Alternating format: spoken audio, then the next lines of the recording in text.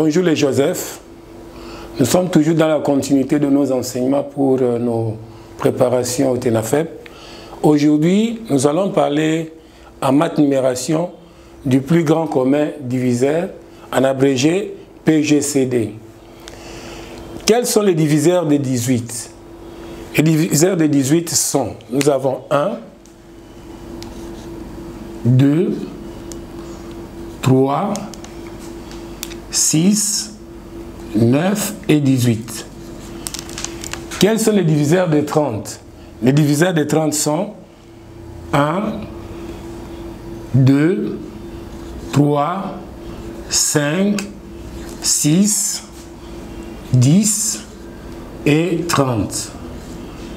10, 15 et 30. Observons très bien. Quels sont les diviseurs communs des 18 et 30? Quand on dit commun, c'est-à-dire les diviseurs qui sont identiques, qui sont la même chose.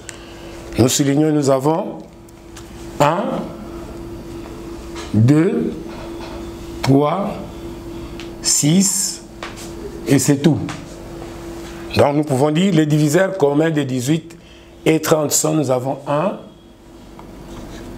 2, 3, 6 et 6. Observons très bien.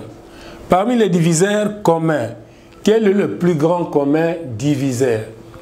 Le plus grand commun diviseur, c'est 6, puisque 6 est plus grand par rapport à tous les autres diviseurs de 18 et 30. Donc c'est ça, juste 6 et le PGCD de 18 et 30, le plus grand commun diviseur. Comme nous ne pouvons pas pour d'autres nombres, pour les grands nombres, on ne saura pas calculer selon cette méthode, mais il y a une méthode ordinaire. Pour le même exercice, nous pouvons appliquer. Ici, je complète le plus grand commun diviseur de 18 et 30 et 6. Revenons ici selon la méthode ordinaire. Calcule le PGCD de 18 et 30. Je vais décomposer en facteurs premiers. Nous avons dit un nombre premier, c'est le nombre qui est divisible par lui-même et par 1. 18 est divisible par 2. 18 divisé par 2, 9. 9 est divisible par 3. 9 divisé par 3, 3. 3 est divisible par 3. 3 divisé par 3, 1. Maintenant, je vais chercher l'écriture primaire de 18. L'écriture primaire de 18, nous avons 2. Nous avons 2 facteurs de 3 exposant 2. Je trouve aussi l'écriture primaire de 30. 30 est divisible par 2. 30 divisé par 2, 15. Par 3, 5, 5, 1. L'écriture primaire de 30, c'est 2 multiplié par 3, multiplié par 5. Attention ici, pour calculer les PGCD de 18 et 30, nous allons prendre tous les facteurs communs, chacun ayant affecté de son plus petit exposant. Nous allons regarder, ici nous avons 2, comme il n'y a rien là-bas, exposant 1. Ici, il n'y a rien, c'est-à-dire 2 exposant 1, nous allons prendre 2. PGCD. Attention, je dis nous allons prendre tous les facteurs premiers communs, c'est-à-dire la même chose. Comme il y a 2 ici, nous allons prendre aussi 2, mais nous allons maintenant voir leur exposant. Comme dans les cas précis, l'exposant, partout l'exposant c'est 1, je prends 2. Ici nous avons 3. Là-bas aussi nous avons 3. Nous allons prendre 3. Les 3 que nous allons prendre, c'est lui qui a le plus petit exposant. Comme ici il n'y a rien, c'est-à-dire il y a un sous-entendu, nous allons prendre 3, puisqu'ils sont ici 3, là-bas 3, nous prenons 3. Là-bas il y a 5. Ici il n'y a pas 5, je ne prends pas 5. 2 multiplié par 3, c'est 6. Puisque quand nous mettons un point, vous savez que ça représente le produit. Vous verrez que, selon la méthode ordinaire, nous tombons à la même réponse. Mais si nous allons utiliser toujours la méthode ordinaire, tout simplement, puisque quand il s'agit de grands nombres, on ne saura pas procéder comme ça. Prenons le deuxième exercice. On va faire pareil, nous décomposons.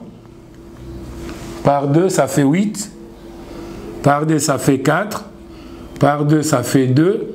Et 2 est divisible par 2, nous avons 1. L'écriture primaire de 16, c'est 2 exposant 4. Nous décomposons 25. 25 est divisible par 5.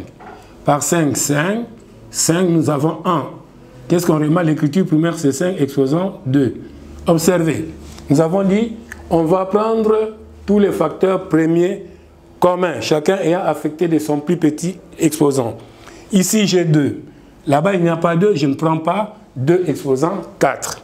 Ici, il y a 5 exposant 2. Là-bas, il n'y a pas 5 exposant 2, je ne prends pas 5 exposant 2. D'où, ici, nous dirons que 16 et 25 sont deux nombres premiers entre eux. Et quand les deux nombres sont premiers entre eux, le PGCD est égal à 1. PGCD est égal à 1. Quand est-ce que deux nombres sont premiers entre eux? Je ne dis pas facteur premier, nombre premier. Deux nombres premiers sont ceux dont leur PGCD est égal à 1. C'est-à-dire qu'il n'y a pas de facteurs qui sont communs. Chers amis, vous allez passer aux exercices. Je sais que vous avez vos stylos et vos cahiers. Prenez ces exercices. Essayez un peu de travailler du numéro 1 jusqu'au numéro 10. Tout en respectant les gestes barrières. On se voit à la prochaine. Merci.